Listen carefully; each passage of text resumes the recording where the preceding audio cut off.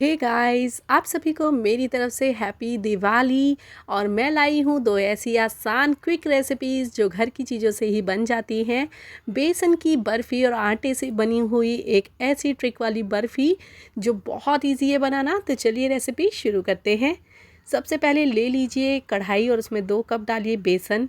बेसन को अच्छे से भून लीजिए और बेसन को पहले हम ड्राई रोस्ट करेंगे क्योंकि हम कम घी यूज़ करके आज की ये रेसिपी तैयार करने वाले हैं। फिर जैसे ही बेसन थोड़ा सा हल्का लाइट ब्राउन सा हो जाए उसमें डाल दीजिए घी। ये आधा कप घी आपको इसमें पूरा डाल देना है और इसे डाल के बस आपको बेसन के साथ अच्छे से मिक्स कर लेना है। ऐसी ट्रिक यूज़ करने से आपके कम घी में बेसन बहुत जल्दी भुन जाता है और जो शुरू में आपको प्रॉब्लम होती है ना कि बहुत ज़्यादा बेसन चलाने में मुश्किल पड़ रहा है, वो प्रॉब्लम बिल्कुल भी नहीं आएगी इससे। और बस इस तरीके से अच्छे से मिक्स कर लीजिए और अब इसे तब तक भूनिए जब तक कि जो बेसन है वो घी छोड़ने ना लग जाए। ये सारा प्रोसेस आप लो फ्लेम पर आराम से कर सकते हैं। तो देखिए अभी कुछ देर में ही 5 से 7 मिनट आपको इसके बाद लग जाते हैं और इस तरीके से ये घी छोड़ना शुरू कर देगा। और इसकी सबसे बढ़िया बेसन भुनने की जो निशानी होती है वो यही होती है कि बेसन जो है ना घी छोड़ देता है, तब आप समझ लीजिए कि हमारा बेसन भुनकर रेडी हो गया है। और यहाँ पर देखिए इस तरीके से आपको जब ये अच्छे से भुन जाए, खुशबू आ जाए, इसका कलर थोड़ा बदल जाए, तब आपको इसे साइड में रख देना है। और अब हम क्या करेंगे, अब हम यहाँ पर क्या करने वाले हैं, इसमें डालेंगे मिल्क पाउडर। तो ये आधा कप जितना मिल्क पाउडर आप इस बेसन की बर्फ़ी में डालिएगा और फिर देखिएगा कमाल, क्या गजब की बेसन की बर्फ़ी बनकर तैयार होगी। तो बस इसी तरीके से डालकर इसे इसके साथ अच्छे से मिक्स कर लेना है हमें। और ये जब मिक्स हमारा रेडी हो जाएगा तो इसे हम एक प्लेट में निकाल कर अलग कर लेते हैं। अब वापस इसी कढ़ाई को हम रख लेंगे और यहाँ पर देखिए 2 तिहाई कप जितनी चीनी आपको लेनी है। और चीनी अगर आप ज़्यादा मीठा पसंद करते हैं तो 1 कप भी डाल सकते हैं। फिर उसके बाद हम यहाँ पर आधा कप जितना पानी डालेंगे और चीनी को अच्छे से मेल्ट होने तक पका लेते हैं। अब यहाँ पर आपको चाशनी वगैरह बनाने की टेंशन बिल्कुल नहीं लेनी है। जैसे ही आपकी जो चीनी है ना वो थोड़ी सी मेल्ट होने के बाद चिपचिपी हो जाए, वैसे ही आपको बस इसके अंदर अपना बेसन का मिक्स डालकर तैयार कर लेना है इसको और अच्छे से कर लेना है इसको मिक्स। तो यहाँ पर देखिए इस तरीके से मिक्स करते जाइए और बहुत जल्दी ही बेसन जो है वो आसानी से चाशनी के साथ मिक्स हो जाएगा। और फिर इसे जब तक चलाइए जब तक कि आपका जो बेसन का मिक्स है वो एकदम बर्तन का तला छोड़ना शुरू ना कर दे, इकट्ठा ना हो जाए। और यहाँ पर डालिए थोड़ा सा फ्लेवर के लिए इलायची का पाउडर, और ये बिल्कुल ऑप्शनल है, नहीं तो आप सिर्फ ये 3 चीज़ों से भी ये मिठाई बहुत ही आसानी से बना सकते हो दोस्तों। और लीजिए ये बेसन की जो मिठाई का मिक्स है वो बिल्कुल तैयार हो चुका है, इसे चेक कर लेते हैं। तो चेक करने के लिए क्या करना है, आपको एक बाउल के अंदर थोड़ा सा मिक्स निकालना है और जैसे ही मिक्स थोड़ा सा ठंडा हो जाए हाथ से गोली बनाकर चेक करनी है।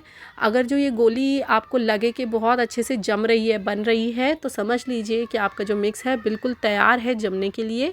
तो देखिए बहुत अच्छे से मिक्स हमारी जो गोली है बन गई और हाथ पे बिल्कुल नहीं चिपक रही है। तो बस इसे एक ग्रीस किए हुए टिन के अंदर हम सेट कर लेते हैं। यहाँ मैंने टिन को पहले से ही तैयार करके बटर पेपर लगा रखा है इस पर, और इस सारे मिक्स को इसमें डालेंगे और अच्छे से फैला लेंगे। और ऊपर से अब हम थोड़े से बारीक कटे हुए काजू बादाम भी लगा लेते हैं। तो ये मैंने थोड़े से बादाम को ऐसे ग्रेट किया है, थोड़ा सा पिस्ता भी लिया है, तो बहुत सुंदर लुक आएगा पिस्ता लगाने से। और फिर उसके बाद आपको एक बार हल्का सा फिर से प्रेस कर लेना है ताकि ये सारी चीज़ें इसके अंदर अच्छे से सेट हो जाएं। और इसे फिर 2 घंटे के लिए ऐसे ही छोड़ दें। अब देखिए 2 घंटे में हमारी बर्फ़ी अच्छे से सेट हो गई है। और उसके बाद हम इसके पीसेस काट लेते हैं। बटर पेपर लगाने से बहुत इजीली ये निकल आती है। और जितने भी चौड़े चौड़े पीसेस आपको काटने हैं, जिस भी शेप में काटने हैं, आप पहले से मार्क कर लें, इस तरीके से निशान लगा लें। और देखिए आप खुद ही देख सकते हो वीडियो के अंदर कि कितनी आसानी से हमारी बर्फ़ी के पीसेस कट रहे हैं और बहुत अच्छे से ये सेट भी हो गई है दोस्तों। तो ये जो ट्रिक है ना बहुत परफेक्ट है। यहाँ मैं बहुत बड़े बड़े पीसेस निकाल रही हूँ और इसे भी एक अपना लुक आता है। तो देखिए कितनी बढ़िया बर्फ़ी हमारी बनकर तैयार हुई है। बेसन की ऐसी लाजवाब बर्फ़ी, बिल्कुल हलवाइयों जैसी, आप भी घर पे बनाइए और सभी को खिलाइए। हैप्पी दिवाली आप सभी को। और ये रेसिपी अगर अच्छी लगी हो तो प्लीज़ जल्दी से लाइक कीजिए। और चलिए देख लेते हैं अब अगली रेसिपी के लिए। तो आज की दूसरी रेसिपी है आटे की बर्फ़ी, जो कि हमने आटे से बनाई है, लेकिन खाकर कोई नहीं बता सकता कि ये बर्फ़ी आटे से बनी है। बहुत रॉयल रेसिपी है। चलिए शुरू करते हैं इस आटे की बर्फ़ी को बनाना। इसके लिए यहाँ मैंने 4 कप आटा लिया है और आटे को हमें अच्छे से पहले भूनना है। तो सेम प्रोसेस हम आटे के साथ भी करेंगे। पहले से लो फ्लेम पे, मीडियम फ्लेम पे आपको पहले भूनना है।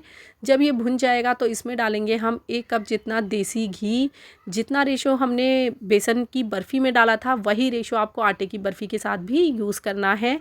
और फिर इसको भी आपको अच्छे से मेल्ट होने के बाद भून लेना है।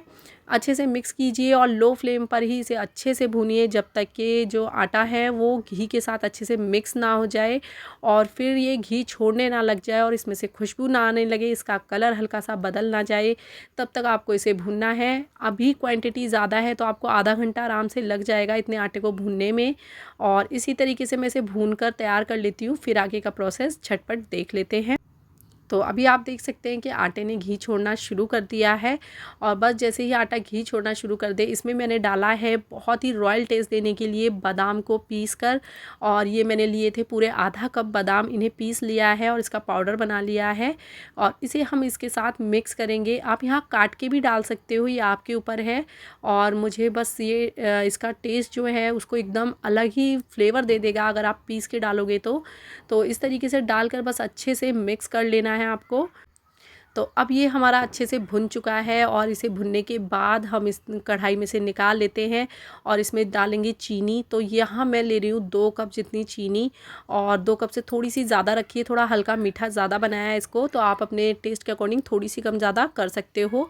और इसमें पूरा 1 कप भर के पानी डाल देते हैं और फिर इसकी चाशनी तैयार करेंगे। तो यहाँ पर देखिए सेम जैसी चिपचिपी चाशनी बन जाए, हल्का हल्का सा आपको हाथ से चिपकाने पे लगे कि चिपक रही है, बस आपको इसी तरीके से आटे को इसमें डालना है और अच्छे से मिलाना है। सेम प्रोसेस हमने यहाँ पर भी यूज़ किया है, बट ये आटे से बनी हुई बर्फ़ी भी इतनी टेस्टी लगेगी कि आपकी जो बेसन, काजू या आप जो भी बर्फ़ियाँ खाते हैं ना, उन सब की टक्कर से बनने वाली ये बर्फ़ी आप ज़रूर ट्राई करना।